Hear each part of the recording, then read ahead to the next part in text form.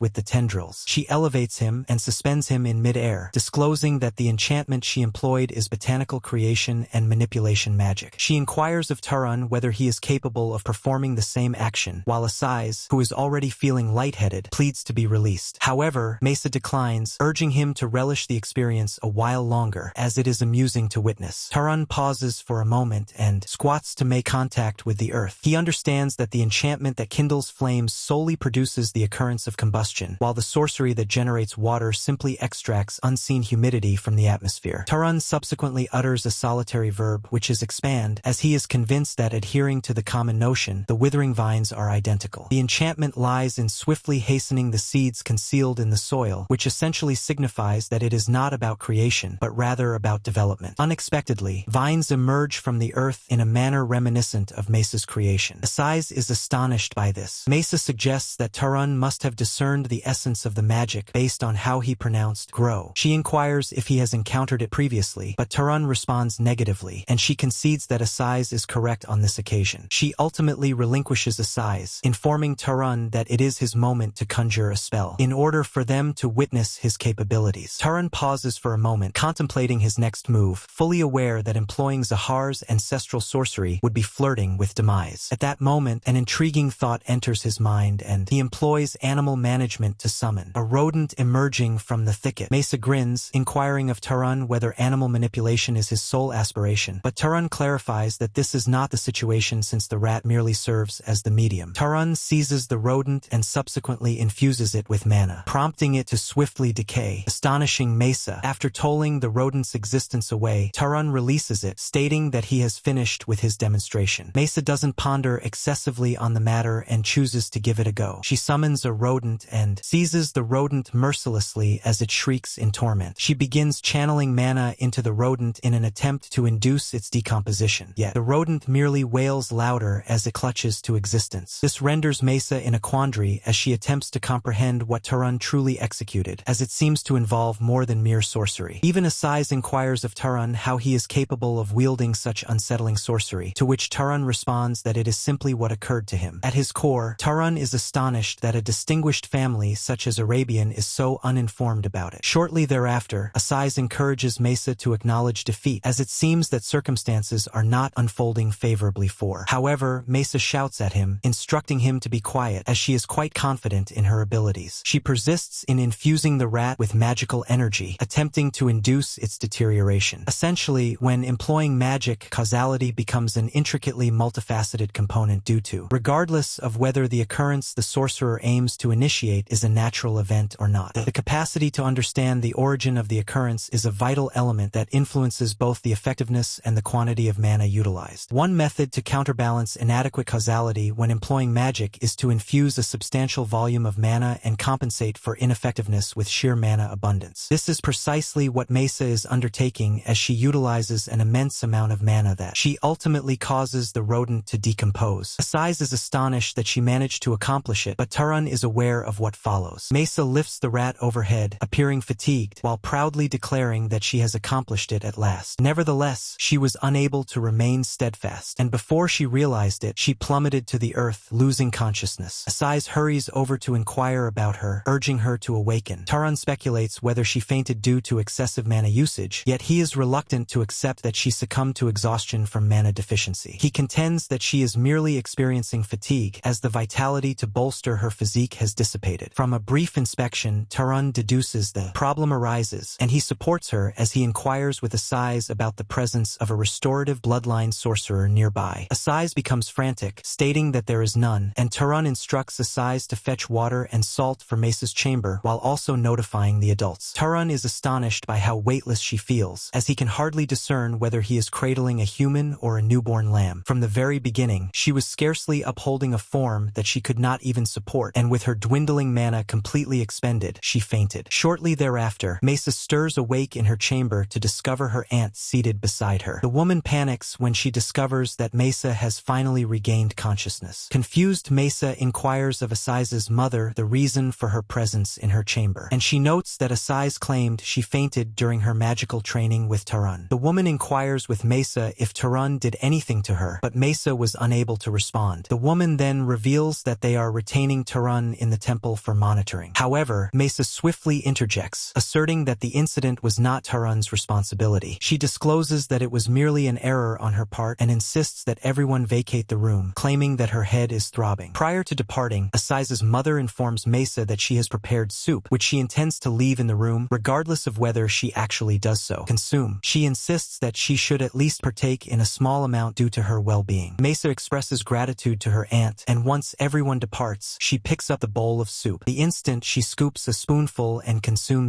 disturbing recollections surge through her mind. She observes her mother and brother pleading for her assistance, and, unable to manage the distress, she hurls the soup onto the floor. Mesa grips the bed linens prior to clutching her head in exasperation. In the subterranean vault of Hausberg, the shrine dedicated to the ailing deity Tarun is being overseen by Asais's uncle, a knight named Haram. Haram informs Tarun that the doors and walls are reinforced as if they are sinews honed over centuries, devoid of any fissure. Consequently, he implores Tarun to refrain from even contemplating escape, and Tarun assures him that he has no desire to flee. Haram persists in discussing the temple's fortifications, and at this juncture, Tarun determines that he is merely bragging. At that moment, Haram unsheathes his blade and begins to swing it, and Tarun inquires about his activities. He responds that he is preparing, and he persists in striking with great force. Departing, Tarun utterly astonished as each movement constitutes the essential groundwork for the subsequent blow. This prompts Tarun to ponder whether this represents the proficiency of a disciplined physique. Abruptly, Haram glances in Tarun's direction. Tarun expresses his regret if he served as a diversion. Nevertheless, Haram assures him that he did not. He approaches Tarun, inquiring about what he observed in his actions while he was observing, and the query leaves Tarun perplexed. Tarun responds that he thinks the initiative is impressive, and Haram is captivated by this. Haram notes that the majority of aristocrats regard martial skills as insignificant, as it is simpler to strike from afar utilizing sorcery. Nevertheless, he contends that this arises from their frail physiques, yet the intellect does not govern the body, leading them to depend on deception. Tarun asserts that unless the lineage is specifically adept in strength, concentrating on magic is more pragmatic and effective. Nevertheless, after undergoing actual conflict, he states that there are circumstances that arise where one must confront it, even if they wish to evade it. Haram subsequently presents Tarun with his blade. Tarun points out that he is retaining him due to his dubious nature, and providing him with a weapon seems somewhat peculiar. Haram informs him that this is irrelevant since what he possesses is merely a metal rod. He points out that what transforms it into a sword is the strength of the bearer, and with Tarun's presently frail physique, there is no possibility of him inflicting harm. Tarun examines the blade more intently and acknowledges that Haram is correct. Tarun embarks on experimenting with sword fighting. As soon as he assumes his stance, he begins channeling mana into every inch of his physique, enveloping even the blade he wields. Haram promptly shouts at him, informing him that he is misunderstanding the situation as he should not be channeling mana into it. Haram subsequently demonstrates the correct stance and alignment while instructing him on on the necessary movements and those to avoid. Taran recognizes all of this, and Haram advises him to perform 10 repetitions while focusing on breathing into his muscles. As he continues with it, Haram praises him, informing him that he possesses an excellent craft and suggesting that he should thoroughly drain his body if feasible. He claims that mana is simply sleight of hand since sorcerers have taken for granted that their physical prowess is assured. Nonetheless, this represents merely the fundamental capability of his physique. He notes that a well-conditioned body can traverse the battlefield effortlessly without reliance on mana, and he must grasp the distinction. Taran reassures Haram that he will keep this in consideration and persists in swinging precisely as directed. Shortly thereafter, Asiz's mother steps into the room, expressing her regrets to Taran for her behavior towards him. Nevertheless, Taran asserts that he ought to be the one to express remorse, and he is grateful that Mesa remains unscathed. The woman subsequently discloses that Mesa intends to extend a sincere apology, so she inquires if he has a little time available. Shortly thereafter, Taran encounters Mesa, who expresses regret for the difficulties she caused him, having learned that he was confined in the temple due to her actions. Mesa thinks it was unwarranted, but Taran reassures her that it was perfectly acceptable, expressing his relief that she is unharmed. Mesa subsequently inquires of Taran regarding the sorcery that causes creatures to decompose. She seeks to determine whether it is a concealed lineage magic, as the mana expenditure was outrageous. She questions Taran about whether he was untruthful with her, but Taran insists on keeping it a secret, indicating that Mesa should be able to utilize it effortlessly once she grasps the concept. Mesa acknowledges that he is unwilling to impart the knowledge without compensation, yet she informs him that if he does not disclose the technique, there will be no evidence to prove it is not bloodline sorcery. Taran promptly informs Mesa that he is indifferent about whether he triumphs or not. However, Mesa is not at ease with this situation as it will tarnish her reputation. Consequently, she opts to propose an alternative. She informs him that if he reveals the secret of the magic, she will, in exchange, instruct him in one of the hidden arts of Arabian lore. Given the circumstances, Taran consents to instruct her. Shortly thereafter, Taran elucidates all the details to her, and she is astonished that the foundation is bioenhancement, yet he utilized microorganisms that are invisible to the naked eye. Taran verifies this, and she decides to experiment with it. To her astonishment, it turns out quite effectively, and she recognizes that her lack of proficiency stemmed from her ignorance of the straightforward concept. Mesa concedes that it is her disadvantage, but encourages Taran to inform Aziz that the outcome was a tie because she cannot tolerate witnessing Aziz becoming arrogant. Upon his clarification, Mesa realizes that it is entirely reasonable for him to receive remuneration for it. She extends her hand to her shelf to retrieve her comb, and she styles her hair using it. Subsequent to this, she demonstrates to Taran how items draw one another when they are frictionally interacted. Just as she is about to utter the name, Taran interjects, informing her that it is static electricity. Mesa is astounded that Taran is truly aware of this, and she lets out a sigh of exasperation, as it is regarded as one of the enigmatic sacred disciplines. She then informs Taran that she plans to reflect further on how to reciprocate his kindness so that she can discover something he is unaware of. Mesa proposes that they practice together from that point onward until adequate recompense is conceived. Mesa states that this is merely to settle her obligation to him, not due to a necessity for a sparring companion. Taran consents to this and proposes that they gather in the garden in the evening commencing the following day. That evening, the family gathered for a lavish feast that even Aziz found astonishing, as he had never experienced anything quite like it on his birthday. He remarks that anyone witnessing this would genuinely assume that the head of the Arabian household personally came to pay a visit. Taran is also aware that this is far from a typical feast. Aziz's mother subsequently shifts the conversation to the enchanted object that Aziz pledged to create for Taran, inquiring if he has any particular ideas regarding it. Taran responds that he desires an item that assists in safeguarding. He mentions that it is simple to inflict damage on others using sorcery, but shielding oneself is challenging. In fact, if feasible, he hopes it can guard him against unexpected assaults. Aziz guarantees him that this will not pose a problem since he has crafted similar items previously. Nevertheless, he currently lacks any prepared products. At that moment, Aziz's sibling proposes to create it. He discloses that he has just completed a project for the primary residence, allowing him ample free time. His mother inquires about his plans for survival, to which he responds that for protection against unexpected assaults, an item that Taran always possesses would be the most effective. He states that he plans to infuse mana into adornments such as rings, earrings, or necklaces to establish a mechanism that harnesses the protective strength of a guardian lineage. The woman acknowledges this and inquires about the timeline. The man responds that it will require him 1 month. Aziz's father takes pride in proclaiming that Aziz Assiz's sibling Mello is a talented sorcerer who ranks just below him. In the midst of commending Mello, Aziz is entirely eclipsed, and Turan expresses his gratitude for the assistance but contends that the present is extravagant. Assiz's mother informs him that this is far from excessive, as her son's life holds far greater value. The woman subsequently informs Turan that for the upcoming month, he must reside as a visitor in the home, so he ought to settle in comfortably. The following day, Turan and Aziz stroll through the town, and Aziz informs Turan that it seems his mother has already developed an affinity for him. He remarks that the woman is captivated by Turan's magical abilities, and in addition, Turan consistently dedicates himself to his training. Upon listening to all the favorable remarks the woman is making about him, Turan comments that it seems she is attempting to enlist him into their household. Aziz affirms this, stating that his mother abundantly contributes to ensnare him in obligations, subsequently presenting an attractive young woman to allure him. Essentially, there are numerous adults within the household who engage in this manner. Turan listens to this and concedes that the entire situation is rather unsettling, but Aziz reassures him that he need not be overly concerned, as the enchanted artifact is merely a pleasant gesture to win his goodwill, meaning there's no chance he will be compelled into matrimony, even if he desires the magical object. He wraps up his thoughts by stating that his mother is not so brazen. Aziz then inquires if Turan has any additional schemes for the day. Turan responds that he committed to practice with Misa later in the evening. He inquires of Aziz whether anything is amiss, and since he is available until then, Aziz feels that they have ample time ahead. Aziz entreats Turan to accompany him on a patrol instead, as Zavalin may not serve as the capital, yet there is much to appreciate. Aziz inquires whether Turan intended to remain in his chamber until it is time for training, and Turan states that this was precisely his strategy. Aziz declines to recognize this and seizes Turan, pulling him along, leaving him with no option. He escorts him across the metropolis, exploring locations such as the gambling house, the culinary marketplace, and even a cinema. Upon stepping into the cinema, Turan notices the poster of the character being portrayed affixed to the wall, and he is astonished to discover the identity of the person. It appears to be Kyorn, and this compels him to take a seat for the performance. Curiously, the drama primarily revolves around Kyorn, and how he is such a formidable fighter. At the conclusion of the drama, Aziz inquires Turan regarding the engage in the activity, and he concedes that it was quite excellent. From all that he absorbed from the performance, Turan comes to understand that Kyorn is indeed remarkable, yet his modesty is unparalleled. He resolves that should he encounter Kyorn once more, he will inquire whether the tale is genuine. The following morning, Turan awakens to Haram, gazing at him within his chamber. Haram inquires whether he rose refreshed, to which Turan responds affirmatively, but expresses curiosity about the reason for Haram's presence. Haram mentions he observed the previous day that his craft is quite proficient and instructs Turan to accompany him as it is time for practice. He informs him that the physique doesn't gain strength by remaining idle unless it is subjected to rigorous trials. He inquires of Turan whether he is not intrigued, but Turan reassures him that he is eager to participate. Turan understands that he stands to benefit far more from this than mere frivolity. At that moment, Aziz strolls into the room, discussing the performance he wishes for them to view that day. He unexpectedly notices his uncle and comes to a stop. Haram informs him that they will be practicing and inquires if he is keen on joining. Without a moment's pause, Aziz pivots and dashes away, declining the proposal. Turan is bewildered by the situation and gazes at Aziz as if he were deranged, pondering the reason behind his bizarre behavior. Nevertheless, he quickly understands the reason for this when Aziz guides him through a rigorous physical training regimen. Turan is compelled to perform push-ups with weights strapped to his back, and he is nearly overwhelmed by the agony. Nevertheless, Haram refuses to allow him to pause and urges him to persist. After enduring immense agony, Haram eventually instructs him to cease, and Turan collapses to the earth in excruciating discomfort. Haram inquires of Turan whether it is exhausting, to which Turan affirms. Haram subsequently states that it is beneficial to be a sorcerer since an average physique deteriorates with age, whereas a sorcerer harnesses mana to sustain their form, ensuring it stays in peak condition. Turan is still processing Haram's words when he instructs him to begin another repetition since he must have already recovered. Turan panics in disbelief, attempting to convey to the colossal brute that he remains weary. However, Haram is unwilling to listen to this. In the forthcoming days, Turan discovers himself preparing alongside Haram in the morning while evening practice with Misa. Before he realizes it, 3 weeks have already gone by, and amid one of their practice sessions, Turan articulates his dissatisfaction that he is unable to launch his lightning strike directly. Turan is convinced that this is due to his non-Arab heritage. However, Misa informs him that it is not due to this, this, as she has never considered targeting lightning either. The pair is in the midst of this when a herald arrives summoning Misa. Misa insists on understanding why he is present, as she has previously instructed that no one should come near her during her recuperation. The man then informs Misa that the head of the household has requested her presence, prompting her to inquire about the matter, warning that she will impose consequences if it proves to be for a trivial cause. The envoy discloses that shadowy elves are instigating turmoil in the southern region, resulting in the devastation of 3 cities thus far. In response, the primary household is organizing an exploratory contingent, and the instant Tarun perceives this, he comprehends that the shadowy elves have ultimately taken action. Upon receiving this, Misa instructs the messenger to convey her message that she will be back shortly. Once the courier has departed, Misa informs Tarun that she must leave, but then she recollects that she must cover the expense of the corruptive sorcery that Tarun instructed her in. Misa inquires of Tarun whether he is aware that electrical currents traverse the human body, and Tarun is astonished to learn this. Misa is astonished and pleased simultaneously that he remains unaware of this. Misa informs him that this is an ancient Arabian esoteric doctrine, and she informs him that they can consider the obligation resolved once she imparts the enchantment she is about to share. She clarifies that when an individual observes or perceives something, a minuscule electrical impulse is transmitted to the brain. If one witnesses with their eyes, the signals travel from the eyes to the brain, and if one detects an aroma, it proceeds from the nose to the brain. It is via this electrical energy that the brain comprehends sensory information and transmits electrical impulses throughout the body to direct movement. Tarun doesn't completely grasp this, yet he is firmly convinced that there is a rationale behind it, as the library's resources were initially identical. He wishes to believe that this is an aspect of the natural principles that Arabian has transmitted through generations. Misa subsequently inquires about his thoughts on the outcome of enhancing electricity through sorcery. He responds that the rate at which one perceives and responds will increase. Misa affirms this by suggesting that Tarun ought to pursue a career as a lecturer, given that he seems quite astute. She then chooses to showcase the enchantment without hesitation, eager to observe how swiftly Tarun will grasp the concept. Shortly thereafter, Tarun experiments with the method, and he concentrates on perceiving the electrical currents coursing through his physique. As soon as he does, he opts to facilitate the transmission of the lightning along the route at an accelerated pace, and before he realizes it, he can perceive things at an astonishing speed. Even Misa's dialogue seems to be hindered in his company, and Tarun is astonished by the remarkable enchantment. Abruptly, he clutches his head in agony, and Misa praises him, informing him that he has triumphed. Nonetheless, he is presently enduring the consequences of misusing significant quantities of mana. Misa informs him that he will probably experience a headache and struggle to acclimate initially, but once he becomes accustomed to it, he will be able to sustain it for an extended period. Tarun confesses that what Misa bestowed upon him greatly exceeds what he offered her. Misa jumps into the sky, and before departing, she informs Tarun that it is a wager, as it seems he possesses some skill. She assures him that she will retrieve all that he owes her once he eventually fulfills his potential, and after uttering this, she takes flight, departing. Tarun in utter astonishment. Subsequently, Tarun and Assis proceed to the central metropolis of Morgan to gather with fellow citizens to bid farewell to the expeditionary force. They even recognize Misa among the troops, and Assis readily waves to his relative. His father is compelled to seize his hand, urging him to conduct himself with the dignity of a gentleman for a change. Shortly thereafter, they receive notification that the household leader is departing. Within and all around, silence envelopes. At that moment, Tarun notices the leader of the household, Badal, materializing in the foreground, and he appears as a battered elderly man with markings scattered across his body. Tarun converses with Assis about this, noting that Badal appears quite pallid and inquiring whether he is unwell. Assis subsequently notes that there are whispers suggesting that long ago he clashed with the leader of Zahar's household and sustained serious wounds. Nevertheless, this incident occurred quite some time ago, and Assis is convinced that he is merely experiencing the effects of advancing age. Badal subsequently strides to the platform and elevates his hand. The sky becomes overcast with clouds, and the climate shifts abruptly. He presents his address to the troops. As his gaze radiates vibrantly, lightning streaks across the heavens, instilling terror in all those who witness it, and the inhabitants begin to vocalize commendations for the Arabians. Even Tarun is left in utter astonishment as he finally observes the might of the Arabians. He cannot fathom that despite a physique and state such as Badal's, he continues to stand at the forefront of sorcery capable of altering the world. Tarun vows to himself that eventually he will reach a similar status. Subsequently, Tarun receives the enchanted artifact crafted specifically for him, which ultimately reveals itself to be a bracelet. Mello states that merely bearing it will moderately enhance Taran's physical resilience, and when he channels mana, this improvement escalates even more. He notes that before long, it will attain a status comparable to that of a guardian bloodline aristocrat. However, its mana expenditure is considerable, so he advises him against sustaining it for prolonged periods. Taran is astounded by the bracelet and confesses that it is extraordinary, as an object of this quality is uncommon even among prestigious families. At that moment, Asai's mother inquires Taran if he is contemplating becoming a member of the residence. Taran expresses his gratitude for the proposal, acknowledging its kindness, yet he is quite certain that it will pose significant challenges. The woman is not astonished by this, as Asai has already informed her that Taran is an individual with numerous obligations and cannot remain in a single location. She expresses her regrets for inquiring once more, and Taran remarks that he will always remember the kind care he received from the lady. He informs them that Asai